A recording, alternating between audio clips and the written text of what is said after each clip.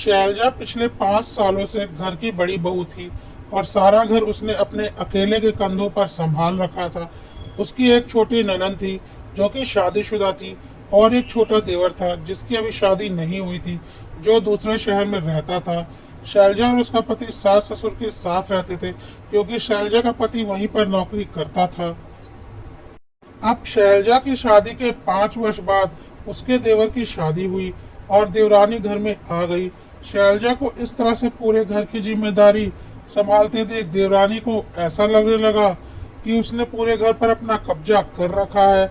मेरी तो यहाँ कुछ चलेगी नहीं, मैं भी इस घर की बराबर की हिस्सेदार हूँ, तो मेरी भी यहाँ पर वही अहमियत होनी चाहिए जो भाभी की है। देवरानी का पति दूसरे शहर में नौकरी करता था, तो देवरानी को बहुत अच्छे से पता था कि वह कुछ दिनों के लिए ही ससुराल में रहेगी और उसके बाद वह और उसका पति उस शहर में चले जाएंगे जहां उसका पति नौकरी करता है, और कभी कभी ही यहाँ ससुराल के घर में आया करेंगे। पर वह यहाँ पर अपना पूरा आधिपत्य जमाना चाहती थी। देवरानी ने शैलजा से बहुत ही रूखा व्यवहार करना शुरू कर दिया। शैलजा को बड़ा ही अजीब लगा कि यह किस बात का घमंड दिखा रही है। शैलजा किचन में खाना बना रही थी और देवरानी भी वही थी, तो देवरानी ने एक सब्जी बनाई और शैलजा से बोला, भाभी आप दूसरी सब्जी बना लेना, मैंने अपने हिस्से का काम कर दिया। देवरानी ने जब शैलजा से इस तरह से बात की तो शैलजा की सास और ननंद भी किचन में ही थी। उन्होंने उसे कुछ भी नहीं कहा। तब शैलजा ने अपनी सास से बोला कि उसने इतनी बदतमीजी से मेरे साथ बात की, आपने उसे कुछ नहीं कहा। तो उसकी सास ने बोला, जाने दे, वह अभी छोटी है, उसे इतनी अक्ल नहीं। इस पर शैलजा ने बोला, अच्छा तो जब मैं 5 साल पहले इस घर की बहू बनकर आई थी तो मेरी छोटी छोटी गलतियों पर आप तांडव कर देती थी, तो क्या मैं बच्ची नहीं थी, मैं छोटी नहीं थी? मेरे बारे में तो कभी नहीं सोचा। और मैं यह नहीं कह रही कि आप मेरी देवरानी के साथ भी वही करें, लेकिन यदि आज उसने मेरा अपमान किया है तो आपको उसे समझाना चाहिए। इस पर शैलजा की ननद ने बोला, क्या भाभी छोटी छोटी बातों को आप तूल दे रही हैं? छोड़िए ना, वह तो कल की आई है। शैलजा को समझ में आ चुका था कि कोई देवरानी को कुछ नहीं बोलने वाला, क्योंकि उसका पति बहुत बड़ा अफसर है और सब उससे बनाकर रखना चाहते हैं, और शैलजा और उसके पति को सब हल्के में लेते हैं क्योंकि शैलजा का पति एक प्राइवेट नौकरी करता है। शैलजा ने अपनी सास और ननद से कुछ नहीं बोला, बस इतना बोलकर किचन से बाहर निकल गई कि इस भ्रम में मत रहिएगा कि मैं 5 साल पहले वाली शैलजा हूँ। 5 सालों ने मुझे बहुत बदल दिया है। मैं इस घर की जिम्मेदारी अपना घर समझकर निभाती हूँ, लेकिन यदि आप यह सोचेंगे कि मैं रिश्ते में छोटी मेरी देवरानी से दब कर रहूं, तो यह आप लोगों का वहम है। शैलजा की सास और ननद ने शैलजा की बातों पर कोई खास ध्यान नहीं दिया। उन्हें लगा कर ही क्या सकती है, अच्छे से तो घर संभाल रही है और आगे भी संभालेगी, और देवरानी तो कुछ दिनों में अपने पति के साथ चली ही जाएगी, फिर तो इसे यहीं पर रहना है और यह लड़ झगड़ कर करेगी ही क्या। इसलिए वह भी अपने अपने कमरों में चली गई।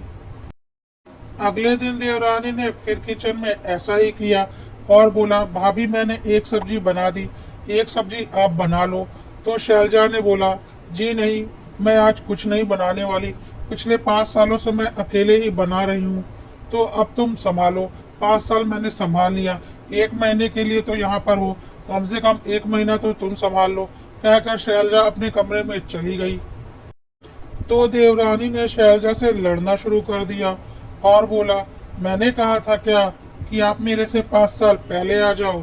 मम्मी से बोलकर मेरे पति की शादी पहले करवा दी होती तो मैं 5 साल पहले ही आ जाती। तो इस पर शैलजा ने बोला, हाँ यह बात तो है, इसके लिए तुम अपनी सास से बात करो, मैं इसके लिए कुछ नहीं कर सकती, और इस गुमान में मत रहना कि मैं तुमसे दब कर रहूंगी। देवरानी ने जाकर सारी बातें अपने पति को बताई। उसके पति ने अपनी माँ से बात की तो शैलजा की सास तुरंत शैलजा को समझाने के लिए आई। तो शैलजा ने बोला, अरे वाह मम्मी, कल जब इनकी पत्नी मुझसे बदतमीजी कर रही थी तब तो आपने उससे कुछ नहीं समझाया, आज आप मुझे समझाने बहुत आई हैं। तो आप यह मत सोचिए कि मैं कल की आई बहू हूँ और आपकी बकवास सुनकर चुप रहूंगी।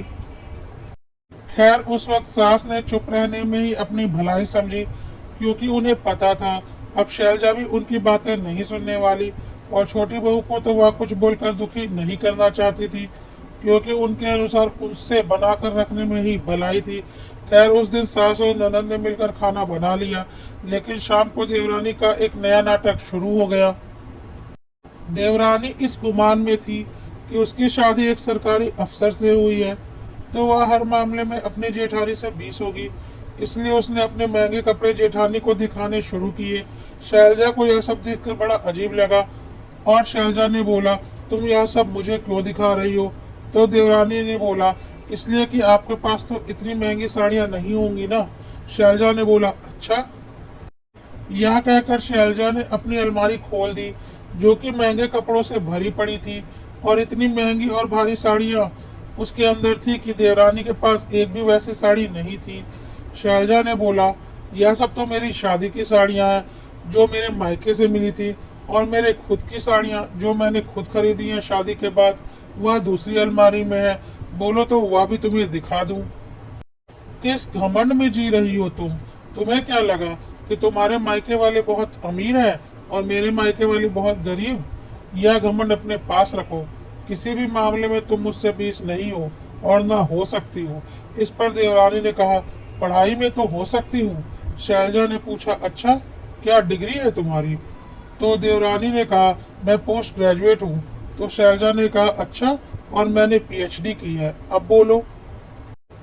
अच्छा, तो फिर आपके मम्मी पापा ने एक प्राइवेट नौकरी करने वाले से आपकी शादी क्यों कर दी?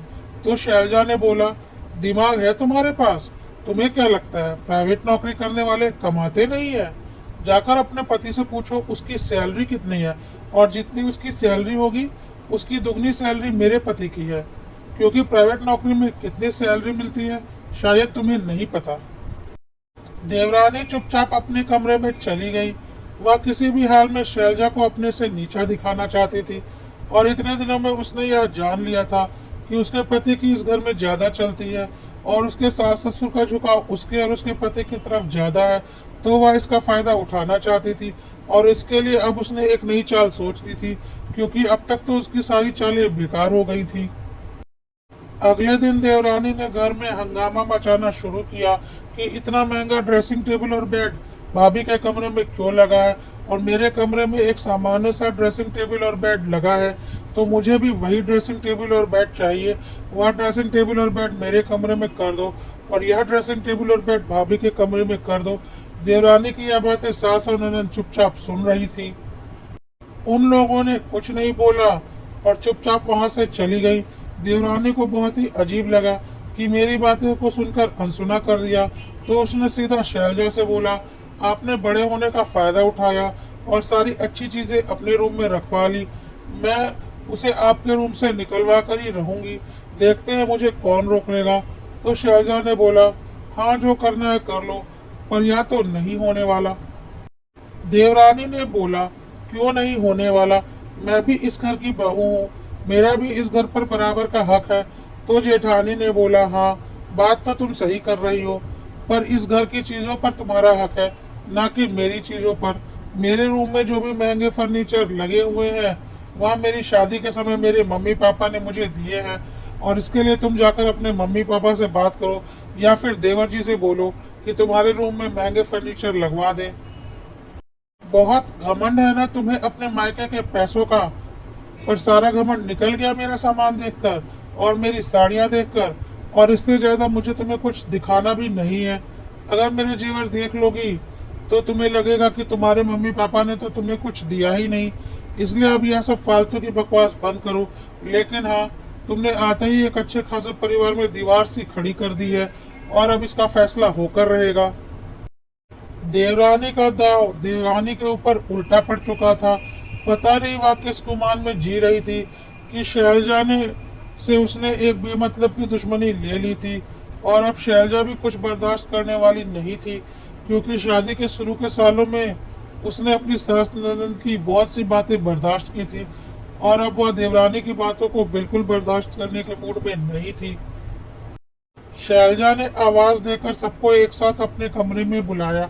सबको लगा ऐसा क्या हो गया। सब तुरंत उसके कमरे में आए। शैलजा ने बोला कि देवरानी जब से आई है इस घर के 50% की हिस्सेदार होने का दावा कर रही है, और अब मैं भी बर्दाश्त नहीं कर सकती क्योंकि मैं भी इस घर की बड़ी बहू हूँ। तो इस घर का बंटवारा कर दिया जाए और इसे इसका हिस्सा दे दिया जाए। शैलजा के ससुर ने बोला, पागल हो गई हो क्या? अभी कोई हिस्सा बंटवारा नहीं होने वाला। हमारे बाद तुम लोग हिस्सा बंटवारा कर लेना, जब तक हमें कोई हिस्सा बंटवारा नहीं होगा। वैसे भी इसे कितने दिनों यहाँ रहना है, या तो अपने पति के साथ उसके शहर चली जाएगी, तो क्यों फालतू की लड़ाइयाँ कर रहे हो? तो शैलजा ने बोला, बिल्कुल पापा, लेकिन यह इस घर की मालकिन बनने की कोशिश कर रही है और मुझे लगातार नीचा दिखा रही है। मम्मी और आप सब लोग लगातार इसका और उसके पति का साथ दे रहे हैं। आप लोगों को भी अच्छे से पता है यह कुछ दिनों में चली जाएगी, और फिर आप लोगों का ख्याल मुझे और मेरे पति को ही रखना है, क्योंकि आप लोग तो यहीं रहेंगे ना। अब जरा सोचिए, अगर मैं और मेरे पति भी यहाँ से चले जाएं और अपना दूसरा घर ले लें, तो आपका और मम्मी का ख्याल क्या यह दोनों रख लेंगे या आपकी बेटी रख लेगी? जी नहीं, हर हाल में आप लोगों का ख्याल हम दोनों मियाँ बीवी ही रखेंगे, क्योंकि आपकी बेटी भी अपने ससुराल कुछ दिनों में चली जाएगी। फिर भी इतना घमंड, जो सब कुछ कर रहा है उसकी कोई कद्र नहीं, और जिसने कुछ भी नहीं किया उसे सिर पर बैठाया कर रखा हुआ है। अब तो इस घर का बंटवारा होकर रहेगा, और इस घर का एक फ्लोर इसका और एक फ्लोर मेरा होगा, और जब यह अपने शहर से आएगी तो अपना खुद बनाएगी और खाएगी, क्योंकि इसे किचन में भी हक जताने की बुरी आदत है, और किचन में खाना बनाते वक्त हिस्सा बंटवारा करने की भी बहुत बुरी आदत है। तो अब यह यहाँ जब भी आएगी तो अपनी रसोई खुद संभालेगी, अपना घर पहले साफ करेगी, अपनी रसोई साफ करेगी, जितने दिन भी यहाँ रहेगी खुद बनाएगी और खाएगी। इसे यहाँ कुछ भी पका पकाया मिलने वाला नहीं, ना ही कोई साफ सुथरा घर मिलने वाला है, और यह होकर रहेगा। शैलजा की सास ने बोला, छोड़ो ना बड़ी बहू, तुम क्यों इसकी बातों को तूल दे रही हो? इसे तो अभी उतनी अक्ल नहीं, इसलिए यह आते ही ऐसी बातें कर रही है। तुम तो बड़ी हो, तुम तो समझदारी दिखाओ। तो शैलजा ने बहुत जोर से बोला, हाँ, मैंने तो समझदारी दिखाने का ठेका ले रखा है, क्योंकि मैंने ही तो आते ही हिस्से बंटवारे की बातें शुरू कर दी थी। इसने आते ही पता नहीं क्या दिमाग लगाया कि मुझसे एक अनजानी सी दुश्मनी ले ली, जबकि मैंने तो इससे कुछ कहा भी नहीं था। यह खुद को बहुत तेज समझ रही है, तो इसे इसका जवाब मिलना तो बनता है। आज ही इस घर के दोनों फ्लोर अलग होंगे, एक फ्लोर इसका होगा और एक फ्लोर मेरा होगा, और घर का सारा सामान भी दोनों फ्लोर में बराबर बांट दिया जाएगा। इसके घर की जिम्मेदारी यह जाने, वहाँ की साफ सफाई आदि की यह देखे। मैं मेरे फ्लोर की जिम्मेदारी लूंगी, और यह जब आएगी तो अपने घर में रहेगी, ना कि मेरे घर में। और हाँ, आप लोग साल में कुछ महीनों के लिए उनके पास भी जाकर रहेंगे, क्योंकि जब हिस्सेदारी बराबर की है तो जिम्मेदारी भी बराबर की होनी चाहिए। वैसे भी मुझे आप लोगों की सेवा करने में कोई दिक्कत नहीं है, पर जिसे बराबर की हिस्सेदारी शादी के तुरंत बाद चाहिए, तो बराबर की जिम्मेदारी भी शादी के तुरंत बाद लेनी पड़ेगी। इसलिए आप लोगों को मेरी यह बात माननी ही पड़ेगी। एक बार इसे भी तो जिंदगी का आईना दिखाना बनता है। इस पर शैलजा की सास ने बोला, बड़ी बहू, ऐसा कुछ भी नहीं होने वाला, वह अपने शहर चली जाएगी, तुम भी शांत हो जाओ। लेकिन शैलजा ने बोला, अगर ऐसा नहीं होने वाला तो मैं भी अपना अलग घर लेकर इस घर से जा रही हूँ। मुझसे कोई उम्मीद मत रखिएगा, क्योंकि मैंने इतने सालों सब कुछ अपने दिल से किया है, और इसने आते ही मेरे ऊपर हुक्म चलाने की कोशिश की और मेरी बेइज्जती करने की कोशिश की, तो इसे सिर्फ सबक सिखाना तो बनता है, और यह नहीं होगा तो मैं इस घर में नहीं रहूंगी। अब शैलजा के ननद ने छोटी बहू को किनारे ले जाकर समझाया, देखो, जैसा भाभी बोल रही हैं, अगर वैसा हो गया तो नुकसान तुम्हारा ही है। तुम्हें मम्मी पापा की सेवा भी करनी पड़ेगी, और जब भी तुम यहाँ आओगी तो अपना घर साफ सुथरा करके उसमें अपने खाने पीने की व्यवस्था खुद करनी पड़ेगी, और तुम्हें पता है यह सब करने में कितनी दिक्कत होगी। इससे अच्छा तुम चुपचाप बड़ी भाभी से माफ़ी मांग लो, वह दिल की बहुत अच्छी हैं, तुम्हें माफ़ कर देंगी, और आगे से अपनी अकड़ मत दिखाना। शैलजा की देवरानी को समझ में आ चुका था कि उसका पासा उल्टा पड़ चुका है। उसके पति ने भी इशारों इशारों में बोला कि भाभी से माफ़ी मांग लो, इसी में हमारी भलाई है। शैलजा की देवरानी अपनी जेठानी के पास जाकर बोली, भाभी मुझसे गलती हो गई, मैं आपको समझ नहीं पाई, मैंने आपको अपना दुश्मन समझा, लेकिन मैं अपनी गलती मानती हूँ, प्लीज़ मुझे माफ़ कर दीजिए। इस घर की बड़ी बहू आप हैं और हमेशा आप ही रहेंगी, आगे से मैं ऐसी गलती कभी नहीं करूँगी, प्लीज़ आप शांत हो जाइए। शैलजा दिल की बहुत अच्छी थी। उसने अपनी देवरानी से बोला, मैं पहले दिन से ही देख रही थी, तुमने एक अनजानी सी दुश्मनी मुझसे ले ली थी, जबकि मैं ऐसा कुछ नहीं चाहती थी। लेकिन मैं शुरू से ही अपनी सास और ननद से बहुत दब कर रही थी, और अब मैं देवरानी से दबकर अपना अस्तित्व नहीं खोना चाहती थी। इसलिए मैंने इस बार कड़े कदम उठाए। मेरी तुमसे कोई दुश्मनी नहीं है। यदि तुम मुझे बड़े का सम्मान दोगी, तो मैं भी तुम्हें छोटी बहन का प्यार दूंगी। यह कहकर शैलजा अपने कमरे में चली गई।